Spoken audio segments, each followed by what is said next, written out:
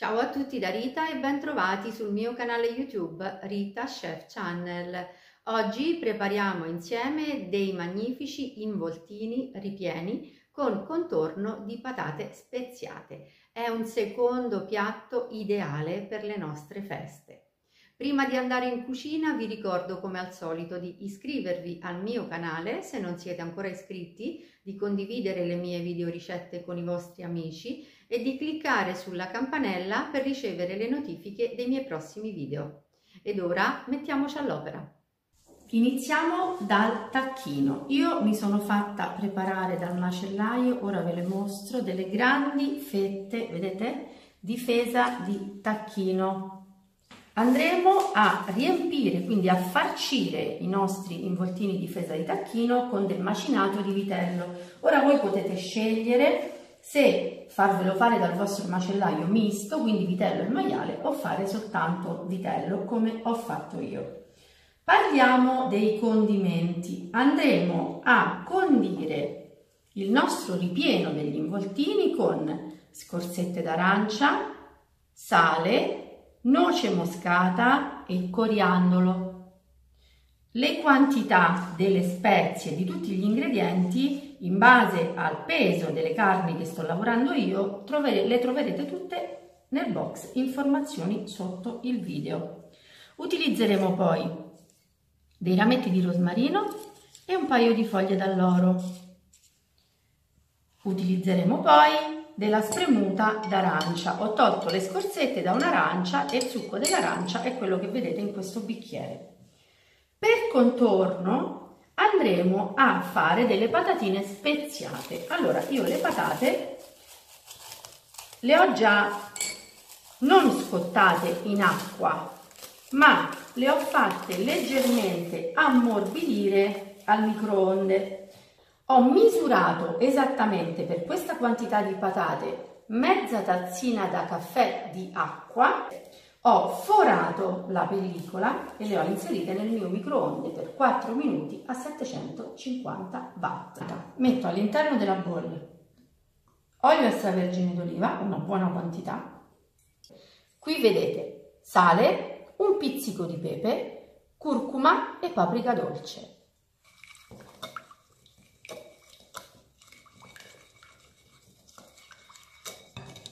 Vedete il colore che assume? Ora mettiamo all'interno della marinata le nostre patate e andiamo a girarle. O le saltiamo o le giriamo così con una spatola di legno. Vedete come le patate assorbono tutto il condimento e assumono il colore delle spezie, no? Il giallo della curcuma e il colore leggermente rossiccio della paprika. Queste le lasciamo insaporire in questo modo perché sono pronte, poi andranno direttamente in forno. Iniziamo a condire il macinato che ci farà da ripieno ai nostri involtini. Allora, iniziamo dal sale, la noce moscata, il coriandolo e le scorzette. Iniziamo con una forchetta a lavorare il tutto, poi andremo a creare un pochino di umidità all'interno del nostro ripieno, e ora ve lo farò vedere, con un paio di cucchiai del succo di arancia.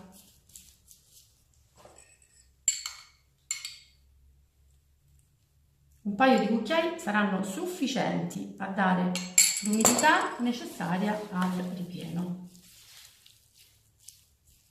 Il ripieno è già profumatissimo, anche così da crudo, e guardate un po' come la carne si è ammorbidita, vedete? Con quei 2 cucchiai di succo. Il profumo veramente di coriandolo insieme all'arancia sono strepitosi. Andiamo a prendere una fetta della nostra fesa di tacchino e ora dobbiamo iniziare a lavorare con le mani. Andiamo a stenderla in questo modo, vedete? Poi prendiamo la carne.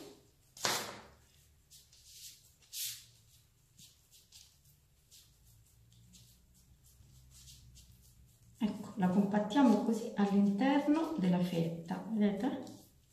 La fetta andremo ad avvolgerla nel senso della lunghezza, non della larghezza.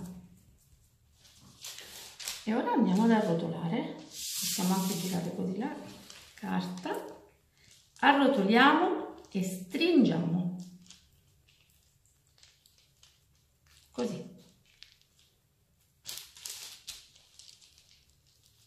Ecco qui, veramente molto semplice. Un rametto di rosmarino che metteremo in superficie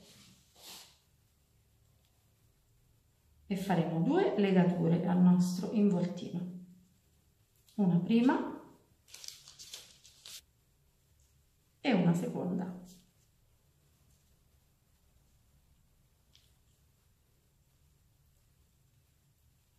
Niente di più semplice. Il nostro involtino è pronto. Quindi io uno a uno vado a prepararli tutti e poi vedremo il prossimo passaggio. Andiamo leggermente a salare. Ora, in un tegame d'alluminio, questo è un tegame professionale che va sul gas e in forno, andiamo a mettere i nostri involtini, così.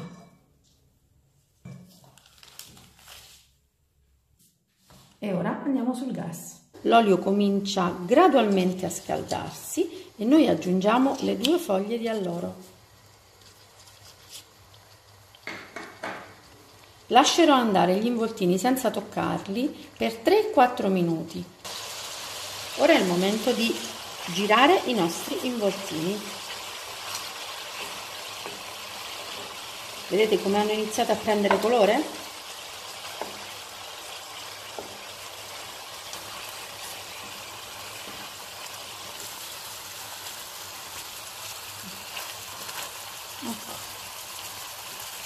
Adesso lasciamo andare 5 minuti anche da questo lato, poi andiamo a sfumare con il succo d'arancia. Ora è il momento di sfumare con il succo d'arancia.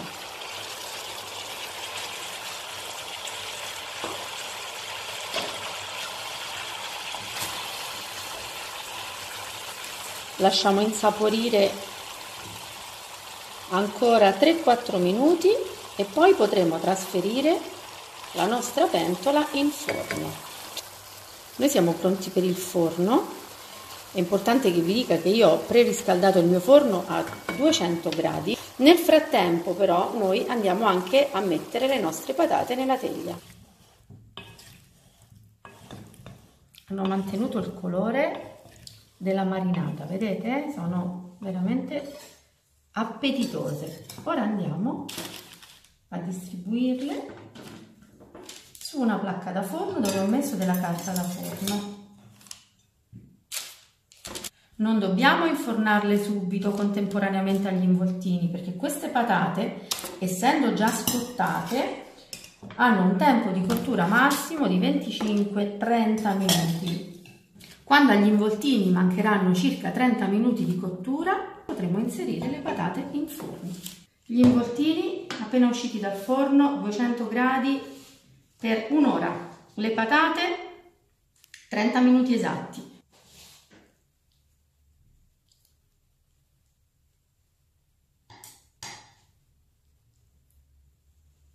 Io non gli do neanche il tempo di stiepidirsi perché voglio farvelo vedere proprio subito appena sfornato. Togliamo il rametto così di rosmarino.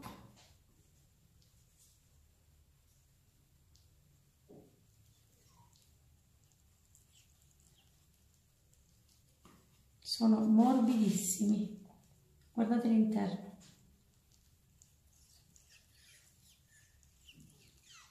La carne rimane perfettamente compatta, davvero meraviglioso, guardate. E non abbiamo neanche dato il tempo di riposarsi, perché normalmente la carne si deve lasciare riposare un pochino, però io ho voluto proprio condividere questo momento con voi in tutta la sua integrità.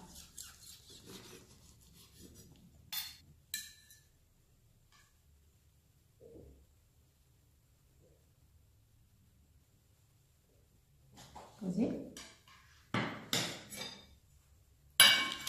Andiamo ad aggiungere delle patatine.